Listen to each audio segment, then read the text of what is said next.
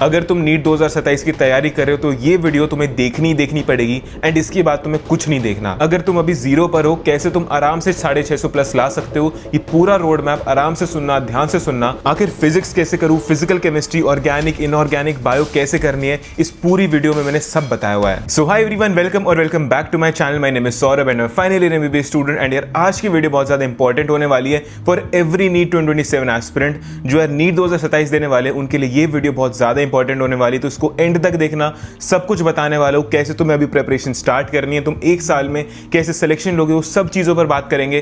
Physics, chemistry, bio, इन सब चीजों पर बात करने वाले, कैसे तुम्हें क्लासेस लेनी है, कैसे नोट्स बनाने हैं, क्या तुम्हें मिस्टेक्स अवॉइड करनी है, मैंने क्या मिस्टेक्स की थी वो सब बताने वाला हूं।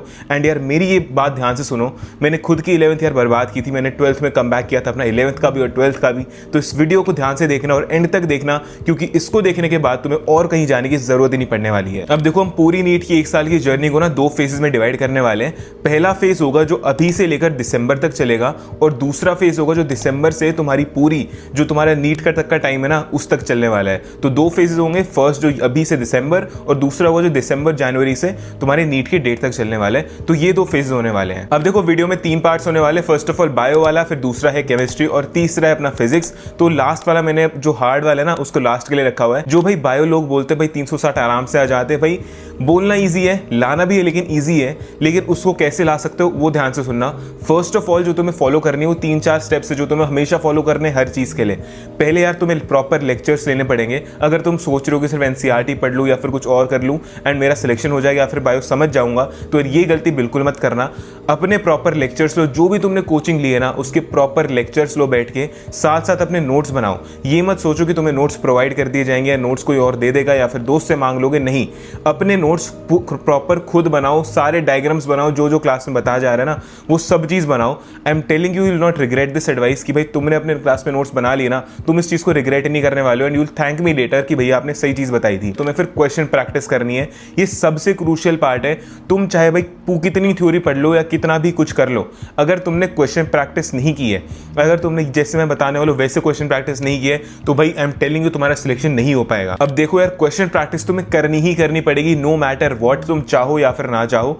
एंड तुम्हें क्वेश्चन प्रैक्टिस मॉड्यूल्स लगाने के बाद तुम्हें एक्चुअली में पीवाईक्यूज करने पड़ेंगे। एंड भाई मुझे जो बच्चा बोलेगा ना सबसे बड़ी मिस्टेक क्या हो सकती है, वो ये है कि अगर तुमने पीवाईक्यूज प्रैक्टिस नहीं किए तो तुम्हारा सिलेक्शन नहीं होगा। अब तुम्हें से काफी बच्चे पूछते हैं कि भैया पीवाईक्यू प्रैक्टिस करने का एक अच्छा सोर्स बताओ, तो यार मैं तुम्हें रेकमेंड करूंगा दिशा की 39 ईयर पीवाईक्यू बुक। ये बस एक पीवाईक्यू बुक नहीं है बल्कि कंप्लीट सिस्टम है जो तुम्हें 8000 प्लस पीवाईक्यूज मास्टर करने और 2027 नीट में हायर रैंक अचीव करने में हेल्प करता है। ये एक लौती ऐसी बुक है जहां पर 100% questions and 100% detail solutions provide करे हुए हैं। इस बुक में तुम्हें NCERT page locator, grading stickers and mini quizzes मिलने वाले हैं। और ये यार बुक पॉपुलर पीआरटी यानी practice, revision and test framework पर बेस्ड है। और एक सबसे अच्छी बात है कि तुम चैप्टर वाइज या फिर टॉपिक वाइज पीवाईक्यू प्रैक्टिस करते वक्त स्टिकर्स की हेल्प से क्वेश्चन को नीट रिवीजन यानी एनआर और ट्रिकी क्वेश्चन यानी टीक्यू से मार्क कर सकते हो। एंड हर चैप्टर के बाद तुम्हें 3 मिनी क्विज़ेस दिए गए जो तुम्हारी सिर्फ प्रिपरेशन असेस नहीं करते बल्कि सॉल्यूशंस, रेमेडियल मेजर्स और एनसीईआरटी पेज लोकेटर के थ्रू गाइड भी करते हैं कि कहां पर तुम्हें इंप्रूवमेंट की जरूरत है और कॉन्सेप्ट कहां पर वीक है। और जो भी लोग ये बुक परचेज करने वाले हैं उन सबको रीनीट का पेपर और उसका सोल्यूशन dishapublication.com वेबसाइट पर मिल जाएगा, वो भी बिल्कुल फ्री में। तो अभी जाकर दिशा की वेबसाइट पर ये बुक परचेज करो जहां पर ऑलरेडी 40% ऑफ चल रहा है। एंड अगर तुमने कूपन कोड सौरभ 10 लगाया तो तुम्हें एक्स्ट्रा ऑफ मिलेगा। अब देखो यार, एनसीईआरटी में क्वेश्चन प्रैक्टिस की बात करी, लेकिन एक और चीज की बात करनी है वो कि एनसीईआरटी पढ़नी है या फिर मॉड्यूल्स पढ़नी है। देखो ये सिंपल बात अपने दिमाग में हमेशा रखना कि मॉड्यूल्स सेकेंडरी है, कभी भी मॉड्यूल्स को पहले नहीं पढ़ना है तुम्हें। पहले एनसीईआरटी को पढ़ो, एनसीईआरटी को मास्टर करो। एंड अगर तुम्हें कहीं नीड लगे कि यार मॉड्यूल्स पढ़नी है तब जाके मॉड्यूल्स पढ़ो, लेकिन मैं पर्सनली बताऊं तो यार मॉड्यूल्स मत ही पढ़ो, बस एनसीईआरटी को ही जितनी बार हो सके उतनी बार पढ़ो, वही सबसे बेस्ट अप्रोच है बायो के लिए। एंड एक और चीज की बायो का यार हाईलाइट ढंग से करना, ये मत करना कि भाई पूरी बुक ही रंग दी तुमने, सब कुछ ही कर दिया तुमने। सबसे इंपॉर्टेंट चीज है कि तुम्हें पता होना चाहिए कि पीवाईक्यूज कहां से पूछे जा रहे हैं। जो तुमने मैंने पहले बताया कि पीवाईक्यू प्रैक्टिस करनी है, उसका यही एक इंपॉर्टेंट वर्जन है कि भाई जब तुम पीवाईक्यू प्रैक्टिस करते हो तुम्हें समझ आता है कि कहां से क्वेश्चंस पूछे जा रहे हैं, किस पर तुम्हें ज्यादा ध्यान देना है। तो पूरी बुक रंगने से बेटर है कि तुम उसे समझो और फिर उसे हाईलाइट करो, उन इंपॉर्टेंट पॉइंट्स को या फिर हार्ड पॉइंट्स को जो तुम्हें बार बार याद नहीं हो रहे हैं। अब बायो की बात करने के बाद केमिस्ट्री की बात करते हैं। देखो केमिस्ट्री के 3 पार्ट्स है अपने, ऑर्गेनिक, इनऑर्गेनिक और फिजिकल। अब देखो इनऑर्गेनिक वाला पार्ट जो है वो सबसे ज्यादा आई गेस इजी तुम बना सकते हो अगर ये एडवाइस फॉलो करोगे तो। तुम्हें सिर्फ और सिर्फ एनसीईआरटी पढ़नी है, अपने नोट्स पढ़ने हैं। रही बात पूरी केमिस्ट्री की, तो सिंपल सा उसका फॉर्मूला रहता है कि पहले यार तुम्हें प्रॉपरली वीडियो लेक्चर्स लेने पड़ेंगे, सारे नोट्स बनाने पड़ेंगे, चाहे वो इनऑर्गेनिक के हो, ऑर्गेनिक हो या फिर तुम्हारे फिजिकल केमिस्ट्री के हो। उन सब के प्रॉपर नोट्स बनाओ, किसी पर रिलाय मत करो नोट्स के लिए। अब बात करें इनऑर्गेनिक केमिस्ट्री की, तो प्रॉपर तुम्हें एनसीईआरटी ही पढ़नी है, प्रॉपर तुम्हें नोट्स ही पढ़ने, उसके अलावा कुछ मत पढ़ना, मॉड्यूल्स मत पढ़ना, उसमें अनाप शनाप की चीज़ें दे रखी होंगी, बस मॉड्यूल्स को क्वेश्चन प्रैक्टिस के लिए यूज़ करो। इनऑर्गेनिक के लिए रिविजन के लिए बेस्ट तरीका तुम्हारा हो सकता है कि तुम प्रॉपर शॉर्ट नोट्स बनाओ। अपने शॉर्ट नोट्स कैसे बनाने वो वीडियो के एंड में बताऊंगा। शॉर्ट नोट्स बहुत ज़्यादा इंपॉर्टेंट है, उसका तुम्हें ध्यान रखना है। सारे उसमें निमोनिक्स या फिर जो जो एक्सेप्शंस है या फिर जो जो चीज़ें ऑर्डर है ना, उन सबको उन शॉर्ट नोट्स में लिख डालो। अब बात करते हैं ऑर्गेनिक केमिस्ट्री की। देखो, organic chemistry is one of the most important points. अगर ऑर्गेनिक केमिस्ट्री ढंग से कर ली ना, तो तुम्हारी 50 to 60% ऑफ द केमिस्ट्री का काम हो गया, क्योंकि फिजिकल केमिस्ट्री और इनऑर्गेनिक केमिस्ट्री इतनी नहीं पूछी जाती जितना ऑर्गेनिक पूछी जाती है। तो ऑर्गेनिक में तुम्हें सिंपल चीज़ें करनी है, कुछ नहीं करना ज़्यादा, नोट्स बनाने, नोट्स को अच्छी तरह रिवाइज करना है।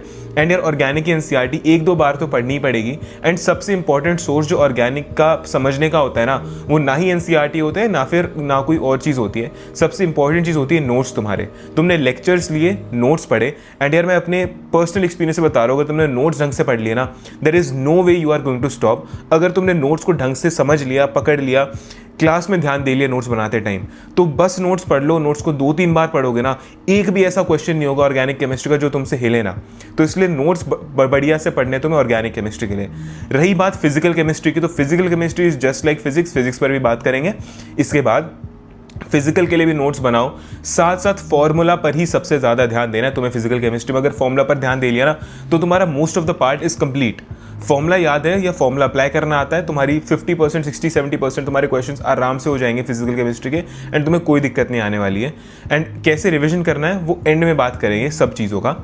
अब बात करते हैं फिजिक्स की। अब बात करते हैं सबसे ड्रेडेड सब्जेक्ट की, जो यार सुन के ही सबकी हालत खराब हो जाती है, और वो है फिजिक्स। मेरा भी सबसे वीक चीज़ थी physics, and I kind of improved it. मैंने उसको इम्प्रूव किया और अपना एक स्ट्रॉन्ग पॉइंट बनाया फिजिक्स को। लेकिन कैसे इम्प्रूव किया वो जानना पड़ेगा तुम्हें। एंड वो जानने का एक सिंपल सा रूल है, वो समझने का एक सिंपल सा रूल है। पहले तुम्हें पढ़ने हैं अपने लेक्चर्स, लेने हैं अपने लेक्चर्स। एंड यार लेक्चर्स में जो जो चीज़ें या डेरिवेशन तुम करो या ना करो, अगर तुम एक ड्रॉपर हो या फिर ट्वेल्थ में हो, ड्रॉपर्स को डेरिवेशन समझने की बिल्कुल भी ज़रूरत नहीं है। अनलेस एंड अनटिल तुम्हारा खुद का इंटरेस्ट होगी उसको समझो कैसे आई, तुम्हारा कोई वो नहीं रहेगा। मैंने यार खुद अपने टाइम पे सिर्फ उसे बोर्ड्स के लिए समझी थी डेरिवेशंस, एंड उन्हें अप्लाई किया था। अगर तुम 12th में, तो तुम्हें कुछ डेरिवेशन समझनी पड़ेगी, कुछ नहीं समझनी पड़ेगी। तो अपने प्रॉपरली नोट्स बनाओ, प्रॉपरली लेक्चर्स लो।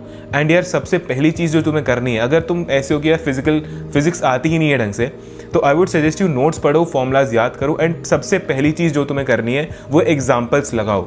अगर तुमने एग्जाम्पल्स लगा ली, एग्जाम्पल में देख लिया यार कैसे वो चीज़ होती है, कैसे वो एग्जाम्पल में अप्रोच किया गया है। मॉड्यूल्स में होते हैं ना एग्जाम्पल, जहाँ पर सब कुछ वो सोल्यूशन भी साथ देते हैं, सब कुछ खुद करके देते हैं। तो एक बार एग्जाम्पल से समझो चीज़ों को। एग्जाम्पल अगर तुमने समझ लिए तो तुम्हें समझ आ जाएगा कैसे अप्रोच करना है। फिर ईजी, मीडियम, हार्ड। ये नहीं करना यार एग्जाम्पल हो गया तो सीधा हार्ड पर एकदम ठोकर मारते, हार्ड पर एकदम अपना माथा मारते, नहीं। पहले इजी, देन मीडियम और फिर हार्ड करना है। उसके अलावा और कुछ नहीं करना तुम्हें। मॉड्यूल्स अच्छी तरह कर लो। डीसी पांडे, एचसी वर्मा बात की बात है, लेकिन पहले तुम्हें मॉड्यूल्स करनी है। अगर मॉड्यूल्स नहीं की और पहले यार डीसी वर्मा, एचसी वर्मा और डीसी पांडे पे चले गए तो कोई फ़ायदा नहीं होगा। तुम प्रॉपरली अपने आप को अपसेट करके आओगे कि भाई मेरा मोटिवेशन डाउन हो गया, मैं कर ही नहीं पा रहा हूँ फिजिक्स को। लेकिन सबसे इंपॉर्टेंट बात ये होती है, फिजिक्स को तुम कर सकते हो, लेकिन सही तरीके से करना है, सही रोड मैप लगा के करना है, जो मैं बता रहा हूँ, जो मैं बोल रहा हूँ तुम्हें फॉलो करने को। अब आते हैं one of the most important चीज़ पर कि रिविजन कैसे करना है और शॉर्ट नोट्स कैसे बनाने हैं। मैंने एक चीज़ जो सबसे इंपॉर्टेंट चीज़ समझी अपनी पूरी नीट के जर्नी में, वो है शॉर्ट नोट्स को। अगर शॉर्ट नोट्स ढंग से बना लिए ना, तो मैं बता रहा हूँ लास्ट के 2-3 महीने जो होंगे ना, तुम मुझे थैंक यू बोलोगे आकर कि भाई भैया आपने क्या चीज़ बताई, हमारी पूरी जर्नी ही आसान हो गई। जहाँ पर लोग स्ट्रगल कर रहे होंगे ना कि भाई हम कैसे करें, कैसे बनाएं, कैसे रिविजन करें, वहाँ पर तुम ये वीडियो देखने के बाद जब शॉर्ट नोट्स बनाओगे और तब रिवाइज करोगे ना, तब तुम अपने आप को थैंक यू बोलोगे कि भाई वीडियो सही देख ली हमने। अब मैं बताने वाला हूँ शॉर्ट नोट्स कैसे बनाने। ध्यान से सुनना, ध्यान से समझना उस चीज़ को। कुछ नहीं करना, अपने नोट्स जो है तुम्हारे उसे साइड में रखो, खोलो अपने नोट्स को जो एक्चुअल नोट्स है तुम्हारे, एंड एक पतली सी कॉपी लाइक 100-150 पेज की अपने पास रखो। एंड जो जो फॉर्मूलाज है, अब मैं फिजिक्स और फिजिकल केमिस्ट्री की बात करूँ तो सारे फॉर्मूलाज है ना, उन सब फॉर्मूलाज को, बस फॉर्मूलाज को उस पूरी कॉपी में लिख डालो। एंड जो जो फॉर्मूलाज में जो चीज़ डिनोट करती है, जो लेटर क्या डिनोट करता है, वो अपनी अंडरस्टैंडिंग के लिए वहाँ पर लिख दो। या फिर 1-2 जो कॉन्सेप्ट की लाइन्स होती है वो भी तुम उसमें लिख सकते हो। तो मेनली फॉर्मूलाज तुम्हें फिजिकल केमिस्ट्री और फिजिक्स के लिए लिखने हैं उन अपनी शॉर्ट नोट्स की कॉपी में। एंड जैसे जैसे चैप्टर होते जाए वैसे वैसे अपनी शॉर्ट नोट्स की कॉपी बनाते जाओ, उस चीज़ को भरते जाओ, उसको बैकलॉग नहीं बनाना है। दूसरी बात आती है हमारी ऑर्गेनिक केमिस्ट्री की। सारे नेम्ड रिएक्शंस लिखने हैं वहां पर, सारे नेम्ड रिएक्शंस एक जगह लिखो, रिएक्टेंट्स और प्रोडक्ट्स लिखो, सब कुछ। उसका एक्स्ट्रा चीज नहीं लिखनी है, बस जो मेन चीजें ना वो सारी ऑर्गेनिक केमिस्ट्री में लिख डालो। एसिडिटी बेसिसिटी के ऑर्डर वो सब उसमें लिख डालो। रही बात इनऑर्गेनिक केमिस्ट्री की, जो पहले बताया था निमोनिक्स जो तुमने बनाया, एक्सेप्शंस जो तुम्हें पता है, और जो सारे ऑर्डर्स है increasing decreasing atomic size reactivity वो सब उसमें लिख डालो, ताकि यार एक जगह पर तुम्हारे पास सारे ऑर्डर्स हो, सारे निमोनिक्स हो या सब चीज़ें हो तुम्हारे पास। रही बात हमारी बायो की, तो भाई बायो के लिए कुछ ही नहीं करना है। बायो के लिए सिर्फ और सिर्फ एनसीईआरटी को ही बार बार पढ़ो। एनसीईआरटी पर हुई, लेकिन जितनी बार तुम पढ़ोगे ना, मैं बता रहा हूँ, अगर तुमने 7 से 8 बार एनसीईआरटी पढ़ ली ना, कोई ऐसी चीज़ नहीं होगी जो तुम्हें याद नहीं होगी। मैं अपना पर्सनल एक्सपीरियंस बता रहा हूँ, मैंने शॉर्ट नोट्स बनाए भी नहीं थे बायो के, मैंने ट्राई किए थे बनाने का। ये नहीं कि मैंने कभी बनाए नहीं और मैंने कभी ट्राई ही नहीं किया बायो के शॉर्ट नोट्स बनाने का। लेकिन जब तुम एनसीईआरटी को पढ़ोगे और उसको लिखने बैठोगे ना कि मैं शॉर्ट नोट्स में क्या लिखूँ, तुम खुद सोचोगे भाई क्या क्या लिखूँ मैं। सब कुछ तो इंपॉर्टेंट लग रहा है, सब कुछ तो एकदम सब कुछ ऐसा लग रहा है इस लाइन से भी क्वेश्चन पूछा जा सकता है। तो ऐसा नहीं करना है कि तुम बायो के शॉर्ट नोट्स बनाने बैठो। मेरा पर्सनल प्रेफरेंस है नहीं बनाओ, वो बेटर रहेगा। तो यार मैंने तुम्हें सारी चीज़ें बता दी है, कैसे तुम्हें सब कुछ करना है, कैसे तुम्हें क्या क्या रिवाइज करना है, क्या करना है। एक और चीज़, तुम्हें टेस्ट यार याद करके देने हैं। तुम्हें एक मैं रिक्वेस्ट कर रहा हूँ तुम सब लोगों को कि भाई टेस्ट अपने रेगुलर देते रहना, कोई टेस्ट छोड़ना मत। ये मैंने गलती 11th में की थी, लेकिन ये गलती तुम्हें नहीं करनी है कि टेस्ट तुम छोड़ के आराम से बैठ के मजे कर रहे हो। नहीं करना तुम्हें। प्रॉपरली अपने सारे टेस्ट दो, मन लगाकर टेस्ट दो। तुम्हारी प्रिपरेशन हो या फिर ना हो, लेकिन टेस्ट देने ही पड़ेंगे। ये तुम एक बड़े भाई टू एक छोटे भाई की बात मान के जो मैं हार्ट टू हार्ट चीज़ कह रहा हूँ ना, छोटे भाई बहन जैसे हो यार तुम सब मेरे। तुम सबकी तुम ये सारी बात मानो मेरी, and I am telling you, ये रोड मैप, ये वीडियो देखने के बाद ये सारी चीज़ अगर तुमने फॉलो कर ली तो भाई कोई ऐसी ताकत नहीं है, मतलब भगवान के अलावा, जो तुम्हारा सिलेक्शन ना करवा पाए। समझ रहे हो? तो ये सब चीज़ें फॉलो करनी है। बाकी अगर तुम्हारे कोई भी डाउट या फिर कोई भी क्वेरी हो, मुझे इंस्टाग्राम पे मैसेज कर देना, या फिर मुझे टेलीग्राम नहीं, वो कमेंट बॉक्स में मुझे लिख देना। मैं जल्दी रिप्लाई करने की कोशिश करूंगा। बाकी keep hustling and keep studying. Good bye.